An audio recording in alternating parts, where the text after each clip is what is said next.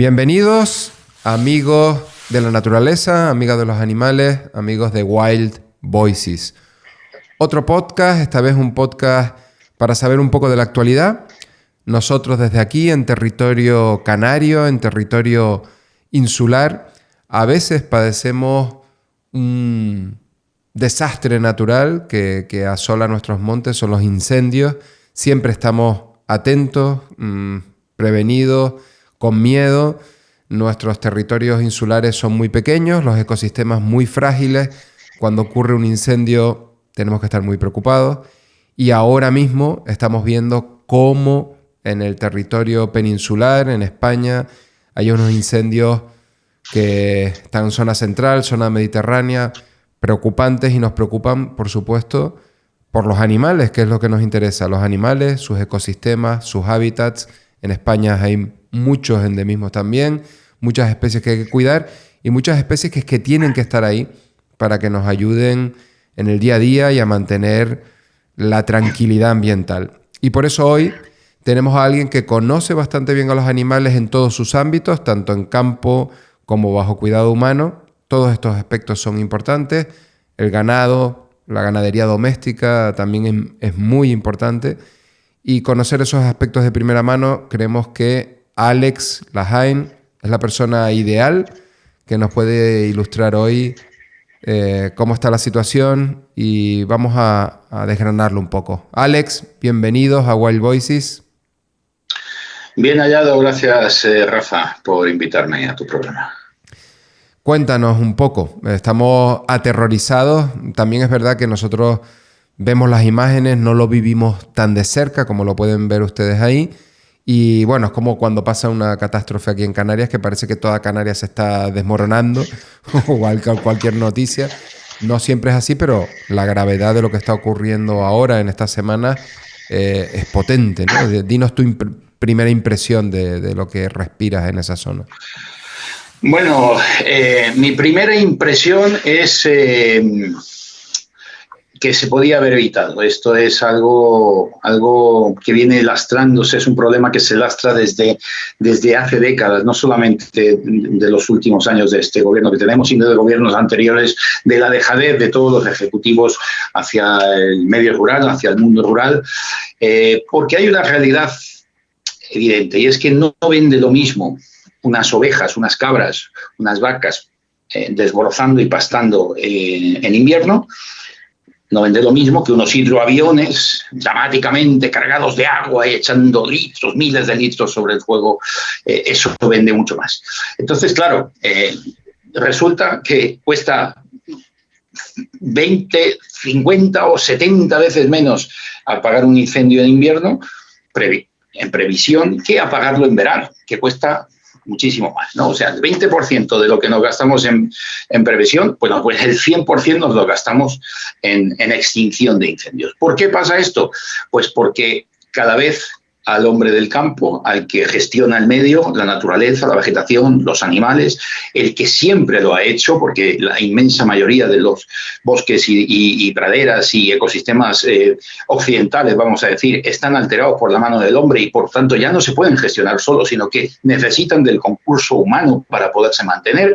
Bueno, pues esto que han hecho nuestros padres y nuestros abuelos y tatarabuelos desde hace siglos, vamos a decir, ahora no lo pueden hacer porque se le ponen cada vez más palos en las ruedas al gestor del medio rural.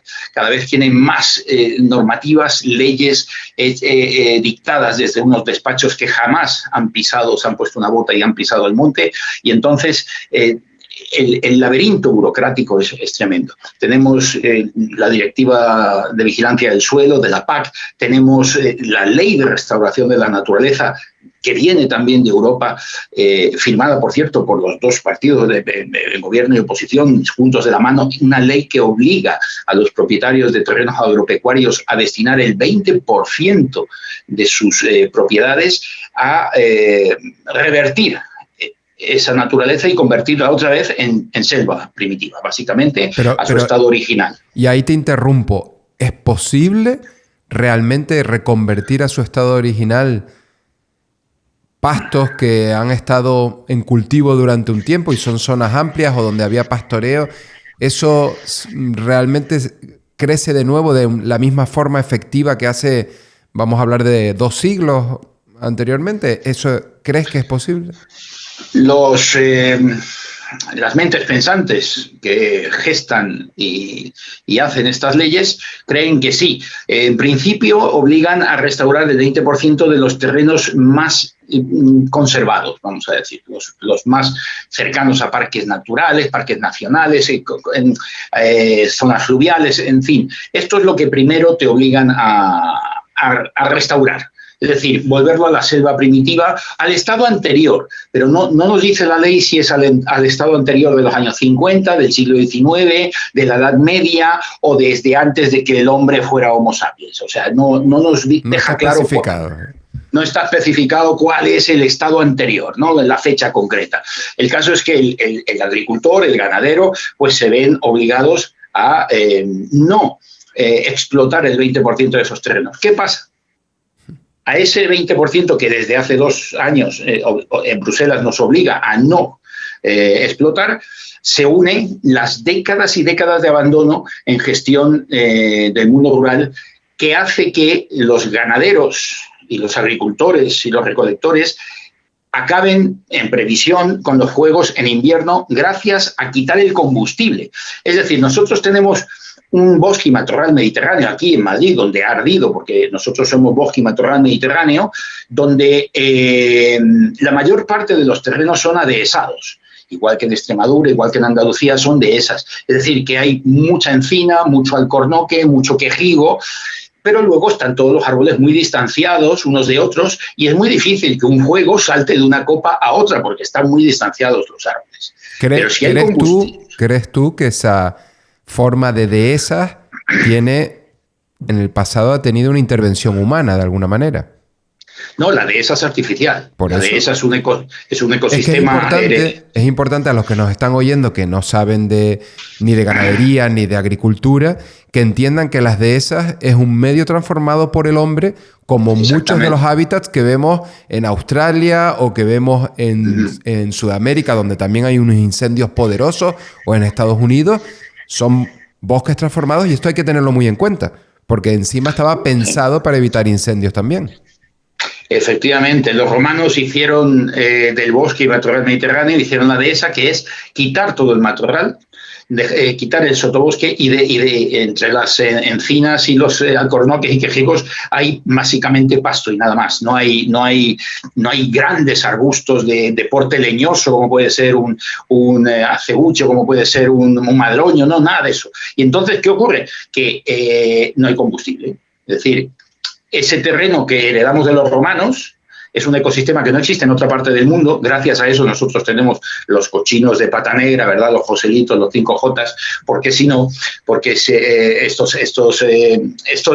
tipo de ganado tiene que vivir de la bellota de las encinas, es decir, están en montanera prácticamente todo el año. Y una gran parte del año, cuando hay bellota, solamente comen bellota y solamente hay dehesas en España. Por tanto, no puede haber cerdos ibéricos ni en Italia, ni en Alemania, ni en ningún lado más que en España, que es donde está el ecosistema. Un ecosistema que si no se gestiona limpiándolo y manteniéndolo, vuelve a la selva primitiva. ¿En cuántos años? No sabemos, pero si tú abandonas la dehesa, empieza a llenarse de matorral, empiezan a salir nuevos plantones de especies arbóreas del género Quercus, empiezan a salir nuevas, a crecer más árboles y acaba convirtiéndose en el bosque primitivo. Y el bosque primitivo, si tiene mucho matorral, arde como una tea, porque son capas y capas. ¿Qué es lo que estabas comentando antes para que la gente nos entienda? El combustible. Ese es el combustible que se genera. El combustible. Y luego tenemos el problema de que no todos son dehesas de Quercus. Hay también ecosistemas naturales propios, originales de aquí, de coníferas. La conífera, es decir, todas las 4 especies autóctonas de pinos, los abetos, los cipreses, los pinsapos, todo eso es una madera que arde, pero muy fácilmente, y que además tiene combustible adicional. Por un lado, las piñas, que todo el mundo sabe que si uno echa a la chimenea una piña, con eso enciende una lumbre, ¿verdad? Y luego tiene la pinocha, que es la cícula del pino, que cae y arde también fenomenalmente, y la resina. La resina que vamos. Efectivamente, y entonces tenemos mucho pinar autóctono y mucho pinar repoblado. que eso es una política forestal que se ha llevado durante años y tenemos pinares que no son autóctonos, pero que han sido repoblados y que arden exactamente igual. Y unos cortafuegos que conocemos aquí. y unos cortafuegos que no están en mantenimiento, que están totalmente sucios. Es que al hombre del campo se le prohíbe, no por una ley, no hay una ley que prohíba desbrozar, ni coger piñas, ni meter el ganado, no. Pero se le prohíbe, mira, fíjate, te voy a hacer un ejemplo que se repite, es el del bucle infinito. Un agricultor quiere desbrozar 2 hectáreas de jara y matorral en su finca en febrero, que es cuando toca, para evitar que se convierta ese terreno, esas 2 hectáreas, en un riesgo de incendio en verano, ¿no? Vale, pide el permiso correspondiente, la solicitud, en marzo a la Consejería de Medio Ambiente de turno. La Consejería de Medio Ambiente correspondiente tarda una media de 5 meses en tramitar y responde a este agricultor en agosto. En agosto. Y la resolución le autoriza a desbrozar, bien, pero le prohíbe hacerlo de mayo a septiembre por riesgo de incendios, precisamente, y de nidificación de especies protegidas. Y además le exigen no actuar a menos de 50 metros de un arroyo seco que haya por allí hasta que la Confederación Hidrográfica de turno le responda, que es un trámite que tarda más o menos un año.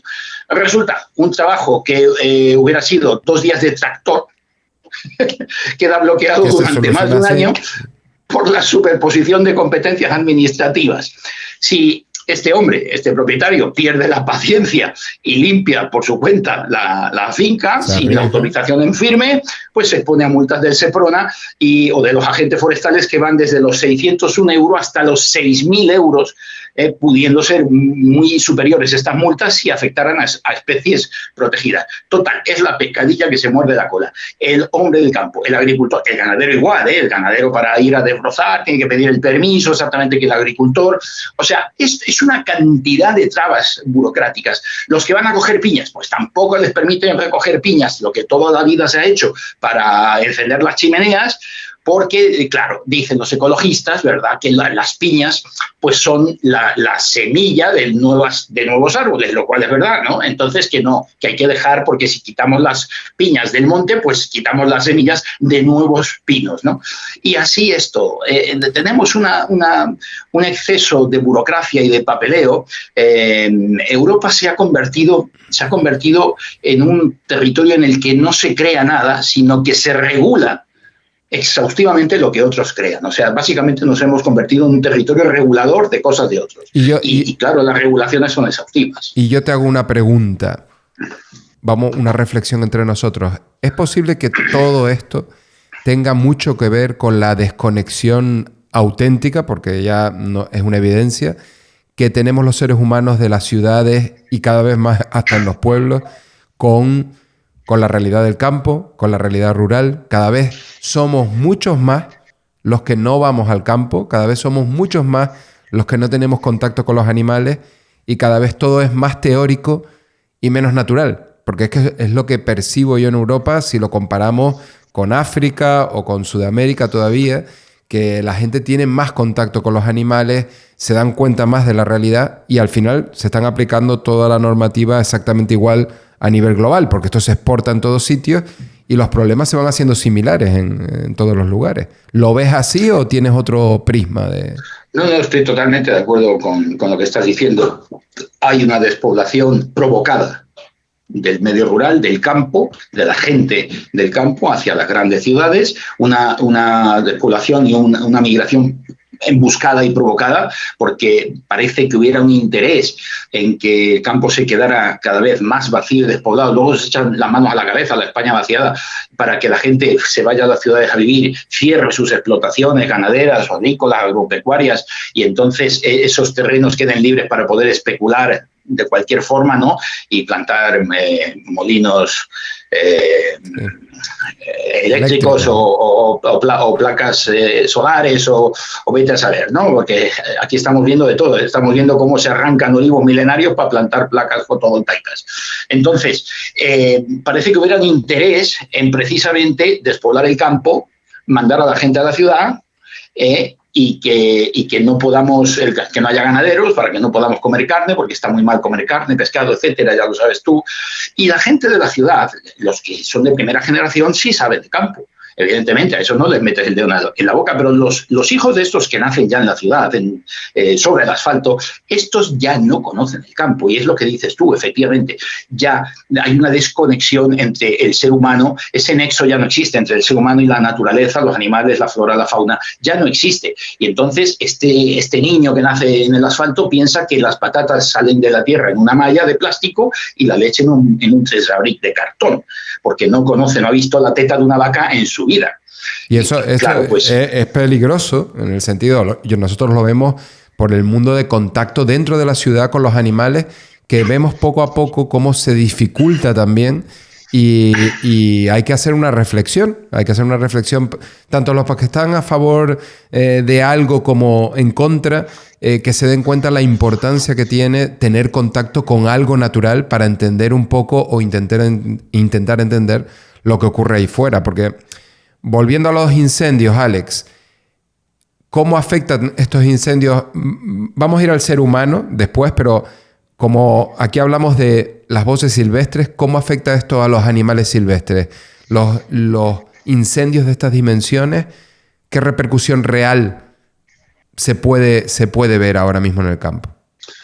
Pues mira, te puedo decir, Rafa, primero que la zona que está devastándose ahora mismo bajo las llamas es casi mi casa, es el noroeste de Madrid. Allí, entre otras grandes poblaciones como Villa del Prado, San Martín de las Iglesias, Aldea del Fresno, Chapinería, en fin, todas estas poblaciones que están saliendo ahora mismo en la tele, allí está el Safari Madrid.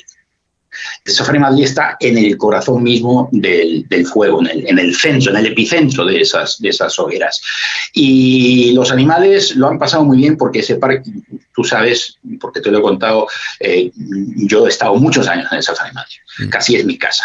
Y los animales se han salvado porque tienen unas instalaciones que son búnkers refrigerados, con aire acondicionado, con agua constante y muy bien construidas, y se han confinado los animales en esos búnkers. La Guardia Civil ha permitido a los cuidadores, a un retén de cuidadores, estar en las instalaciones. Se han salvado todos los animales. Pero los silvestres, hoy por hoy con los fuegos, sufren muchísimo más, bueno, igual que los humanos, muchísimo más que con los fuegos de antaño. Porque antaño había muchos fuegos, pero tardaban muy poco en apagarse. Conatos y iban atendiéndolos, sí. Claro, y los animales tenían la posibilidad de escapar, la inmensa mayoría, tanto tú sabes que en un incendio, Rafa, las aves no tienen mucho problema porque vuelan, bien, a no ser que estén nidificando. Tendríamos problemas ahora mismo, por ejemplo, con el buitre negro, que los pollos empiezan a salir y a volar en agosto, a mediados de agosto. O sea, ahí tendríamos problemas porque están evidentemente las hembras y los pollos allí en los nidos, y el buitre negro, tú sabes, es forestal, no cría en pared, cría en una encina. Por lo tanto, esos animales no son como las cigüeñas que ya han volado, sino que están ahí todavía porque son 3 meses de crianza completa. Entonces, ahí tenemos unos problemas. Pero el resto de las aves vuelan muy bien. Por supuesto, todos los grandes ungulados tienen patas para correr y escapan fácilmente. Venados, corzos, gamos, muflones, machos monteses, todos esos escapan muy bien. Los lobos también escapan, los linces, todos tienen patas para correr. Quienes sufren más son evidentemente los más lentos, es decir, anfibios, insectos, reptiles y artrópodos, que esos no pueden escapar tan fácilmente de un fuego. De un conato antiguo podrían tener tiempo. Ahora llaman incendios de sexta generación. Incendios que son inapagables. ¿Por qué? Porque hay metros y metros y metros y metros, capas y capas de combustible, y eso arde todo. Y se mantiene ardiendo aunque tú no lo veas en superficie. Claro, el suelo está caliente y puede rebrotar. O sea, eso es un incendio inapagable. O sea, hoy tenemos muchos menos incendios que antes, a día de hoy. Esto en las noticias no te lo cuentan, te hablan de las superficies quemadas, porque siempre se manipula el lenguaje. Pero si fuéramos honestos, en las estadísticas tendrían que decir, tenemos muchísimos menos incendios que antes, sin embargo, las superficies de hectárea quemadas son cada vez más mayores y más grandes porque son inapagables. Y entonces resulta que además nos encontramos, Rafa, con una paradoja, y es que tenemos bomberos como son los bóvidos, las vacas, las cabras, los ovinos, como son los bisontes. Fíjate que aquí en Robledo de Chabela, hay un parque que se llama Bisonte Park, de 2 personas, que tienen mezclados los bisontes europeos que han traído del bosque de Białowieża en Polonia con las vacas que tienen y tal, con caballos. Han dicho en una entrevista a los dueños que tenían una yegua inglesa pura sangre de más de $500,000. Bueno, y los tienen hace años ahí. Y claro, en los vídeos se ve perfectamente la linde del fuego. Los evacuaron, no pudieron sacar a los animales de allí, los tuvieron que dejar allí, tuvieron que irse las personas, y al día siguiente, cuando volvieron, se encontraron con que el fuego había quemado todo alrededor del vallado de la explotación esta del parque, Bisonte Park, y de la valla hacia adentro estaba todo intacto porque llevaban años y años las vacas, los bisontes, las cabras y las ovejas devastando y comiéndose toda la vegetación, todo el matorral. Entonces no había nada de combustible. Lo mismo en el Safari Madrid. El Safari Madrid, que se inauguró en los años 70, imagínate, son 50 y pico años de herbívoros, de ungulados de gran tamaño, pastando y ramoneando durante 5 largas décadas allí. Allí, por más que una encina prenda fuego, es incapaz de saltar el fuego a la copa de otra encina, eso porque está totalmente pelado aquello, ¿no? Es una dehesa pura. Y eso es labor de los animales. Se le ponen palos en las ruedas a los ganaderos para que esto lo puedan hacer. Y además el bisonte, ya que te he mencionado el bisonte, esto es curioso, igual a tus espectadores en Wild Voices les interesa. El bisonte que tenemos es el europeo, hay 2, el americano y el europeo, ¿no? Se extinguió, el bisonte se extinguió en estado salvaje, quedaron solamente 12 bisontes, que son los 12 padres fundadores de los miles de bisontes que hay hoy en el bosque de Białowieża en Polonia, y quedaron en zoológicos, en parques zoológicos. Fueron los zoos los que lograron resucitar al bisonte europeo y devolverlo otra vez a la vida. Bien, bueno, pues este bisonte es un bombero como no hay ningún otro. Es capaz de comer hasta madera. De hecho, se come 30 kilos diarios. Necesita la lignina en cantidades industriales para poder vivir. Por tanto, sería muy bueno que en vez de decirle a los ganaderos, oye, tenéis a los bisontes confinados en explotaciones, dejarlos permitir reintroducir el bisonte en la península, ¿no? Que sería magnífico. Que sería magnífico, y es que así fue antaño, ¿no? Bueno, y salen unas mentes pensantes por ahí, Rafa, unas lumbreras de científicos por ahí, que deben de tener, en fin, el sueldo muy bien apalancado, ¿no? Y emiten unos informes que dicen que es que el bisonte nunca vivió aquí. Que es que el bisonte que había en la península ibérica, porque se han sacado de la manga que hay 2 bisontes. Uno, el polaco, que es de bosque, y otro que dicen que aquí era el bisonte de pradera, y que era el que vivía aquí, el bison priscus. Y que claro, que este se extinguió, pues se lo comieron los cromañones, los tal, pero que el otro no es de aquí. Un sesudo informe para evitar, para considerarlo especie exótico e invasora. Exótico porque es de fuera e invasor porque hace daño. Bien, y resulta que te quieren meter el dedo en la boca de que aquí en la península, en tiempos prehistóricos, había praderas, como en América, como en Missouri, en Oklahoma, en Alabama, ¿no? Praderas inmensas llenas de bisontes cuando España era una selva. Nada que ver. Cuando lo que decía el historiador romano es que una ardilla podía cruzar de Pirineos a Gibraltar sin tocar el suelo, sin bajarse de las copas de los árboles. ¿De qué praderas me estáis hablando? ¿Qué bisontes en qué praderas? Bueno, pues te quieren meter el dedo en la boca, y la gente de la ciudad, esa gente desconectada de la naturaleza, que se fía de lo que le cuentan los medios de comunicación, y que cuando hay alguien que sabe, no le dejan contar lo que sabe, porque está censurado, ¿no? Y entonces te encuentras con que la gente se cree el mensaje falso, incierto, de todos estos gurús no sé cómo llamarlo para no meterme en política, ¿no? Pero del nuevo orden mundial, ¿no? Sí, bueno, lo importante es la reflexión, y que todos sepamos, los que queremos saber de animales y queremos aprender cada vez más, que existe la posibilidad de los ingenieros naturales que siempre han estado ahí. Ahora está muy de moda el rewilding, que es un concepto de la biología para establecer especies en lugares donde cumplan el rol que tuvo ya una especie en la naturaleza. Y hay veces no es propiamente del lugar, ha habido un cambio, pero está claro que ese rol que cumplía a nivel ecológico hay que mantenerlo y alguien lo tiene que hacer, porque eso nos facilita la vida a todos los niveles, ¿no?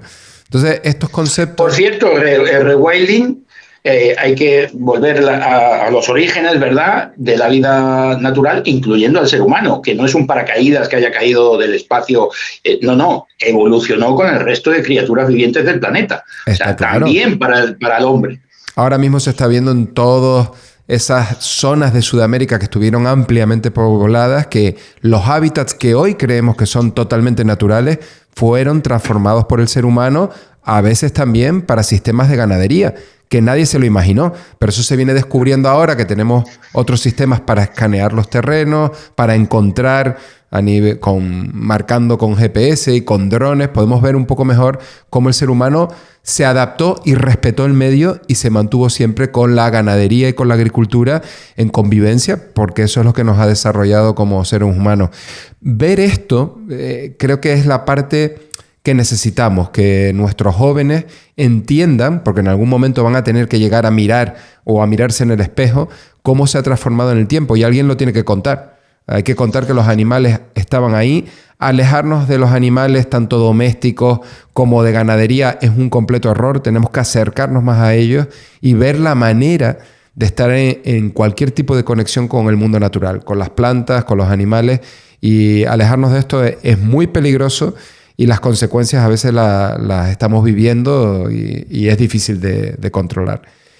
Te pregunto, hemos tocado el tema de la ganadería, hemos tocado el tema pues, de la ecología entendida desde distintos prismas, que esto es importante también. ¿Cómo ves tú la parte de esos animales domésticos, que no estoy hablando de ganado, que se ve que hay un impulso de la gente de la ciudad para ayudar a los animales domésticos y se piden protocolos? Dice, bueno, ¿y cómo se ayudan a los animales ahora de las casas?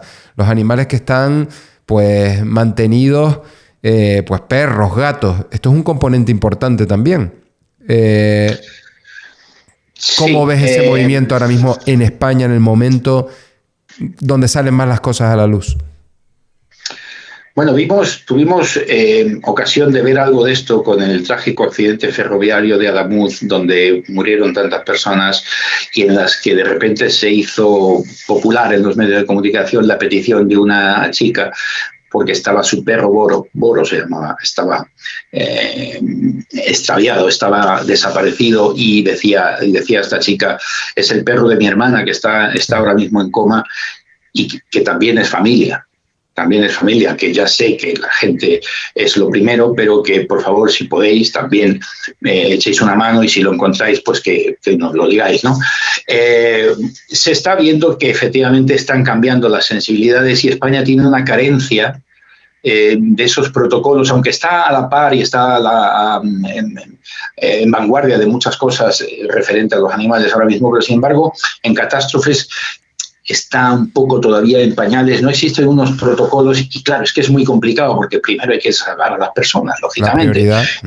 Entonces, las fuerzas de seguridad, las fuerzas de rescate, como son los bomberos, protección civil, la Benemérita, pues a fin de cuentas te dicen, ni siquiera pues como en un accidente de avión o de tren o de barco, ni siquiera te lleven las maletas, o sea, tienes que salir volando tú solo con lo que tengas puesto encima, aunque sea un bañador.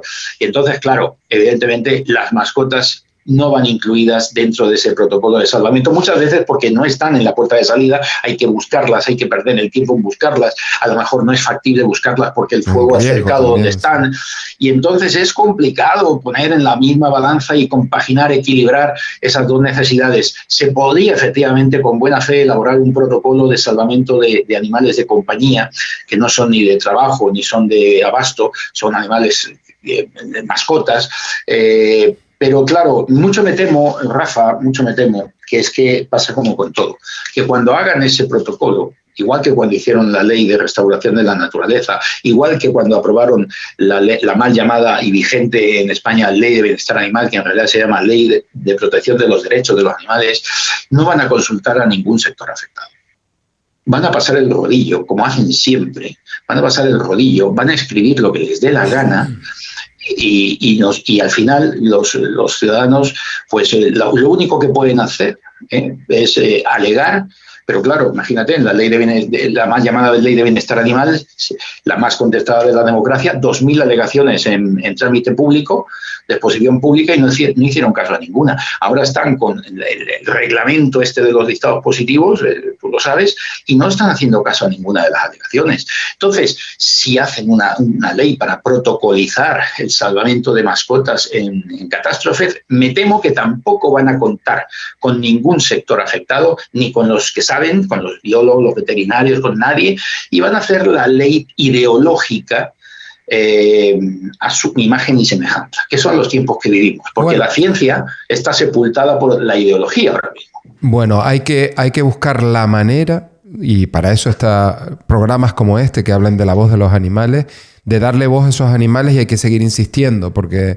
hay veces que se ven desconexiones, hay una rama que quiere prohibir, motivos pueden haber muchos, otra rama que está totalmente en contra, pero no hay un acercamiento, cuesta mucho estos acercamientos, y lo que hay que decir con pruebas, con base científica, la realidad, y hay que seguir esforzándose en ponerla encima de la mesa y que todos los sectores puedan hablar y puedan decir, mira, esto no es porque lo pensamos, esto es porque hay una base científica, y no tirar tanto de las opiniones. Esto es un poco complicado de explicar. Me enfrento mucho a eso, a gente que rescata animales, que hay veces que me dicen, yo pienso diferente que tú, porque yo siento, digo, bueno, está muy bien que sientes, pero nosotros tenemos que basarnos en la ciencia y sobre todo el aprendizaje. Queremos que programas como este sean para que la gente aprenda, no para aleccionar a la gente, no para prohibirle cosas, sino para que poner los argumentos y discutirlo, y no tanto discutirlo, aprender juntos de cómo es la realidad. Entonces, bueno, para eso estamos aquí. ¿Y qué ves? Vamos a terminar nuestro programa, pero contándonos la realidad. ¿Le ves solución a corto plazo? ¿Los animales tienen una oportunidad después de un incendio catastrófico en pleno verano, cuando las temperaturas están más altas, cuando tenemos el problema también de la discusión del cambio climático?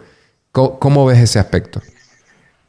Bueno, los animales, la verdad es que se adaptan muy bien, porque el fuego, no olvidemos, forma parte de los ciclos de la naturaleza, tanto aquí como en África, como en cualquier sitio.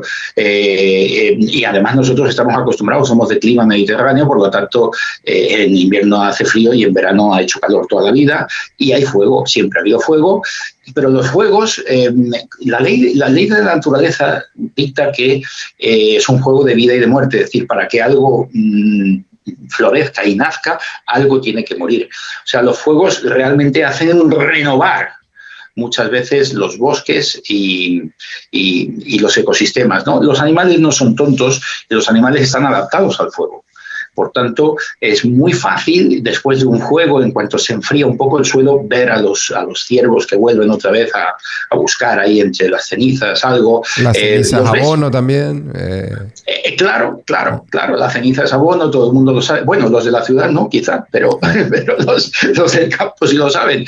Y entonces, los animales, con poquito que tú les des, se mantienen bien. Es decir, tú limpias el bosque, no le pongas palos en las ruedas a los hombres del campo, deja que limpien el combustible. Si no hay combustible, no hay fuego, por mucho viento que haga. Es buscar el equilibrio entre lo que siempre ha estado ahí. Claro, tú ves bancales de piedra milenarios, tú los ves en laderas, ¿no? Bancales que se han hecho para cultivar en terrazas, ¿no? Para cultivar aterrazando las laderas, y los ves. En fin, ha costado cientos de años hacer esos bancales de piedra que nuestros antepasados hicieron, que son murallas, son muros que sostienen la tierra, ¿no? y ves algunos que están los que son de titularidad privada, los ves totalmente limpios. Pero está justo encima del bancal, encima de la piedra, y al otro lado es de titularidad pública, y eso es una selva llena de combustible. O sea, es que es eso lo que pasa. Los suelos de titularidad pública, esos están llenos de combustible. Los animales que viven ahí están con la espada de Damocles constantemente, de virgencita, virgencita, ¿cuándo caerá el próximo rayo? Y no olvidemos, Rafa, una cosa importante, no me quiero extender más, pero no olvidemos que aquí hemos visto a señores de chaqueta y corbata ante una serie de micrófonos, a pie de fuego prácticamente, decir que lo que tú has mencionado, que las emergencias climáticas matan. Bien, solamente quiero recordarte que el incendio de Chapinería lo ocasionó un vehículo en llamas. Ninguna emergencia climática, un vehículo en llamas. Están ahí que discuten si de combustión o de eléctrico, pues eso me da lo mismo, pero fue provocado por la mano del hombre, por ninguna emergencia climática. Y el de Ávila fue provocado por dos señores que se saltaron la ley y en fechas que no corresponden utilizaron maquinaria pesada y saltaron chispas, y esas chispas prendieron el fuego. Y los dos frentes, el de Madrid y el de Ávila, se unieron en un superfrente. Ahí no intervino ninguna emergencia climática. O sea que vamos a ser justos. Es decir, ¿sí? Esto es muy políticamente incorrecto, porque claro, esto no me dejan contarlo en cadenas de gran difusión, pero efectivamente es que es la realidad. Estos macroincendios, que son los peores de la Comunidad de Madrid en su historia, parece que es que fueran culpa de los propios hombres del campo que no saben gestionar sus territorios. Y que, claro, por su culpa, porque utilizan tractores con diésel y cosechadoras con diésel, y etcétera, entonces, que claro, que hace mucho calor y por eso hay incendios. No, un coche en llamas, uno, y chispas de maquinaria pesada, el otro, así, tal cual. Y siempre es lo mismo, un pirómano, un no sé qué, así estamos. Vamos a desear que se solucione lo más rápido posible, como cada año, que nos vemos sometidos a este terror. Sobre todo, nosotros lo miramos por los animales y por los ecosistemas. Estamos contentos porque esa zona que era noticia de ese safari hayan podido rescatar a los animales y que los animales hayan hecho su propio papel, el que corresponde. Además, muy saludable. Gracias por traernos estos ejemplos aquí y que la gente sepa un poco la realidad de la zona donde tú vives y que la ves directamente y que convives con la gente que todos los días sabes cómo es el campo y que lleva muchos años viendo cómo es el campo, que no nos puede faltar. Gracias, Alex, desde Wild Voices, y les saludamos a todos, les emplazamos para el siguiente escenario que vamos a montar aquí, como siempre, hablando de la voz silvestre de los animales. Hasta pronto. Muchísimas gracias. Hasta luego.